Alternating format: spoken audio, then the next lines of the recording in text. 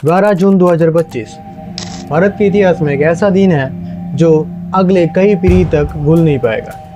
दोपहर 1:39 पर air India का फ्लाइट AI-171 अहमदाबाद से लंदन की ओर उड़ान भरी थी, लेकिन टेकऑफ की तुरंत 1 मिनट के अंदर ही उस प्लेन का क्रैश हो गया।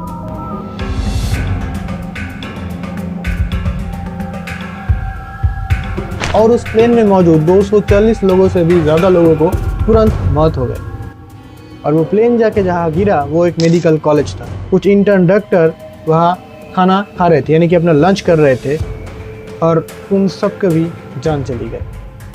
तो देखिए, जैसे ये प्लेन अहमदाबाद से लंदन की ओर एक बहुत ही लंबा रास्ता तय करने वाले थे, तो इस कारण उस प्लेन में बहुत ही ज़्यादा परिमाण में फ्यूल थे। इसीलिए क्रैश के बाद इतना बड़ा एक धमाका हुआ जिनमें इतने सारे लोगों को भी जान चली गई। और सिर्फ उस प्लेन में बैठ के जितने सारे लोग थे उनका ही नहीं, अगल बगल में जितने बहुत सारे ऐसे लोग थे जिनका जान चले गए।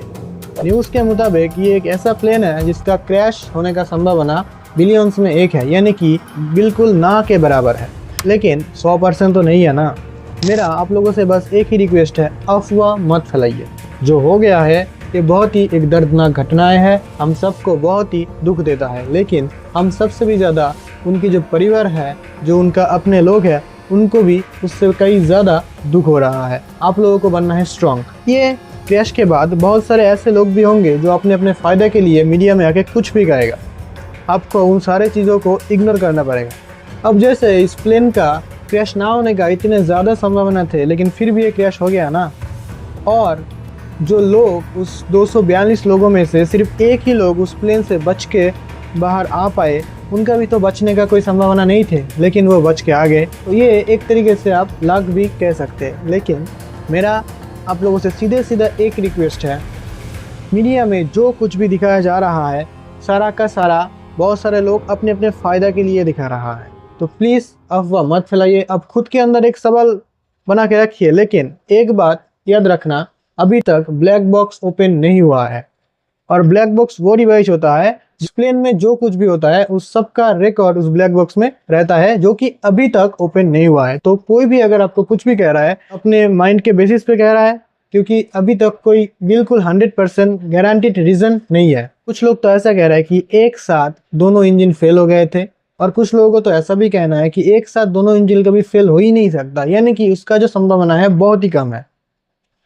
तो अब खुद ही बताइए अब किसके बातों में ज़्यादा जाएंगे। तो आप लोग ऑलरेडी एजुकेटेड है, जाके न्यूज़ पढ़िए, ना कि किसी के भी वीडियो देख के पूरा इधर उधर जाके अफवाह फैलाते रहिए।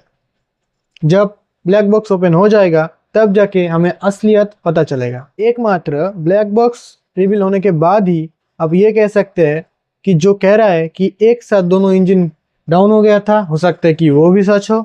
और जो कह रहा है कि एक साथ दोनों इंजन डाउन होना लगभग इम्पॉसिबल है, वो भी सच है, और वो भी सही हो सकता है। आप लोग इसे एक दुर्घटना मान के ही चलिए जब तक ना वो ब्लैक बॉक्स रिवील हो जाए। क्योंकि आप लोगों को इस माइंडसेट से, कुछ लोग ऐसे भी होंगे जो अपना खुद की फायदा करने के लिए मीडिया में आके कुछ भी कह देगा। खैर, जो हुआ है वो तो उसके लिए हम सब बहुत ही दुखी हैं।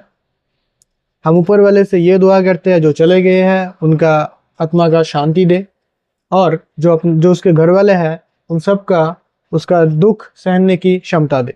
आप लोग न्यूज़ देखिए, लेकिन उसका शिकार मत होइए।